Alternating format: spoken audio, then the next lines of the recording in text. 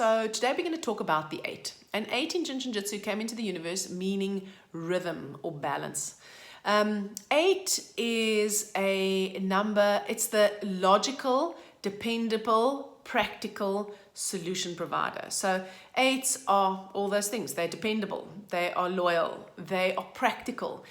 For them, practicality is really important. So it doesn't help that we have this highfalutin ideal or this wonderful concept that we can't actually do anything with, right? So 8s are very practically oriented. They generally have quite good boundaries. They respect the boundaries of other people and they respect their own boundaries. They're great finishers. They don't like to leave tasks undone. They like to have them complete. They can also be quite serious. They can be very diligent usually. And they also, they like security. And 8s can be quite streetwise. They can be quite worldly wise. They generally are wise.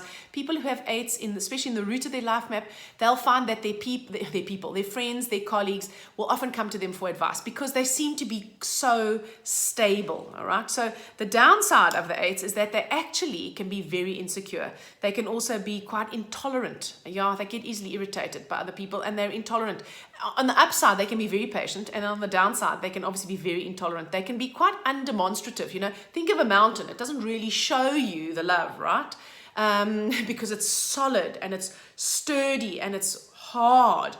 So they can appear to be quite undemonstrative. They can be quite calculating. If you betray an 8, if they think that they've been betrayed by you, they generally can be ruthless. They can be ruthless in their ambitions. They are very ambitious. So they are people with 8s. I've got 4, just by the way, so I'm not biased here.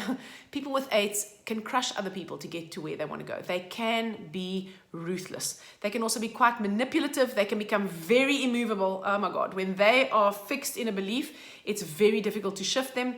They can often feel victimized. They feel like people don't understand them. They say things like, you know, I'm just trying to help and I just do my best, and why doesn't anybody appreciate me, and it's really not my fault, and you know, everybody always blames me, but they always turn to me when the shit hits the fan. I think I might be speaking some of my own truth here.